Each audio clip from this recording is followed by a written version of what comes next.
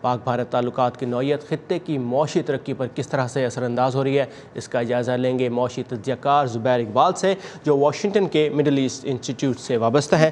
زبیر، پاکستان نے افغانستان کو بھارت کے ساتھ تجارت کے لیے ٹرانزٹ روٹ نہ دینے کا فیصلہ کیا ہے، اور افغانستان پہلے ہی بھارت کے ساتھ تجارت کے لیے دوسرے راستوں کا استعمال کر رہا ہے۔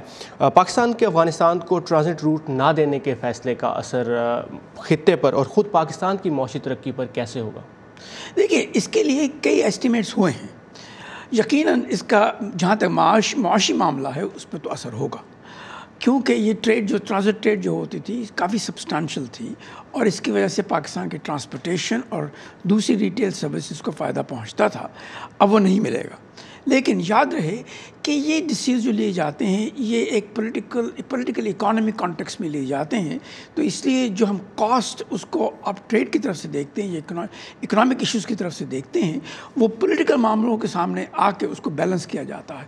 جہاں تک میں دیکھ سکتا ہوں یہ ایک پائیدار قسم کا فیصلہ نہیں ہے، کیونکہ اس کا کسی کو فائدہ نہیں ہوگا۔ اس لیے بہتر یہی ہے کہ اس کو سلوشن پیدا کرنے کے لیے کمپرومائزز کیے جائیں۔ ان کمپرومائزز کے لیے پولیٹیکل کمپرومائزز بھی کرنے ضروری ہوں گے، وہ آسان نہیں ہیں، لیکن ان کو کرنا ضروری ہے، کیونکہ جو آلٹرنیٹیوز ہیں وہ اس کام کے نہیں ہیں کہ جن کو آپ ڈیوریبلی استعمال کر سکیں۔ فار ایگزامپل، جو ایران کی پورٹ کے تھرو جو ٹریڈ ہوتی ہے بڑی ایکسپینسو ہے، ہندوستان اس کو بڑی حد تک دیر تک استعمال نہیں کر سکتا، کیونکہ اس کے لیے سبسڈیز دینی پڑتی ہیں۔ تو اس لیے پاکستان کے ساتھ اور افغانستان کے ساتھ کمپرومائزز ضروری ہیں۔ اگر پاکستان کی معاشی ترقی کی بات کریں تو سی پیک کا منصوبہ معاشی مستقبل کے لیے بہت اہم سمجھا جا رہا ہے، اور اس منصوبے کے بارے میں کل وزیر داخلہ نے جو بیان دیا ہے کہ بھارت افغانستان کی سرزمین استعمال کر کے پاکستان میں سی پیک کو سابوٹاج کرنا چاہتا ہے، اس منصوبے کو۔ دوسری طرف چین نے وزرائے خارجہ کی ایک کانفرنس بلائی جس میں افغانستان، پاکستان اور چائنا نے شرکت کی، اور سی پیک کو افغانستان تک بڑھانے کا عندیہ دیا گیا۔ تو آپ کیا دیکھ رہے ہیں کہ سی پیک کا جو منصوبہ ہے پاکستان میں خود مشکلات کا شکار ہے، تو کیا یہ افغانستان تک پہنچ پائے گا، اور اس کا کیا مستقبل دیکھ رہے ہیں؟ دیکھیں، جہاں تک مشکلات کا معاملہ ہے وہ ایک بڑی ریلیٹیو قسم کی ٹرم ہوتی ہے۔ اتنی بڑی انویسٹمنٹ جو اتنی تھوڑی دیر میں کی جاتی ہے، یقیناً اس کے ساتھ کنسٹرینٹس اور پریشرز بنتے ہیں، وہ نارمل چیز ہے۔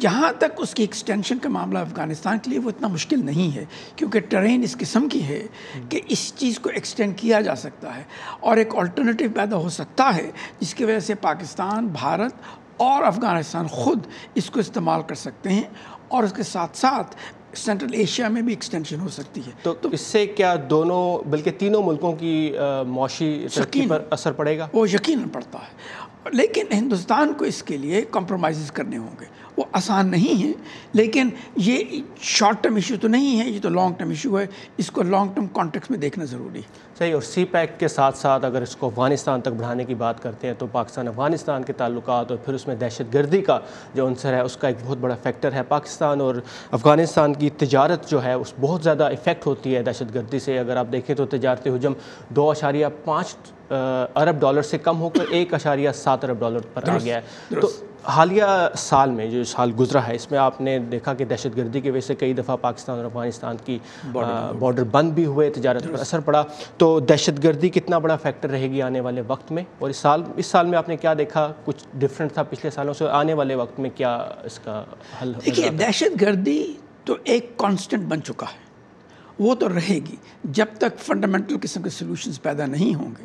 لیکن یاد رہے کہ جب اکنامک انٹیگریشن بڑھتی ہے، جو کہ سی پیک کی وجہ سے ہو سکتی ہے، تو پھر پولیٹیکل کنسٹرینٹس جو ہوتے ہیں کچھ کمزور ہو جاتے ہیں، اس میں وقت لگتا ہے، کمپرومائزز آسان ہو جاتے ہیں اگر اکنامک بینیفٹس نظر آنے شروع ہو جائیں۔ تو امید تو یہی ہونی چاہیے کہ جب اکنامک بینیفٹس کے نظر آئیں گے تو اس کے ساتھ ساتھ کافی حد تک یہ کنسٹرینٹس جو ہیں، پولیٹیکل کنسٹرینٹس کمزور ہونے شروع ہو جائیں گے، اور دہشت گردی کمزور ہونی شروع ہو جائے گی، لیکن اس کے لیے وقت لگے گا۔ کتنا وقت لگے گا یہ کہنا مشکل ہے۔ چلیں، امید ہے سال 2018 ہمارے لیے کچھ اچھی خبر لے کر آئے، اور پاکستان، بھارت اور چین اور افغانستان اور پورا خطہ جو ہے اس میں کچھ بہتری پیدا ہو معاشی اعتبار سے۔ زبیر اقبال صاحب، بہت شکریہ آپ کے وقت اور تجزیے کا، تھینک یو۔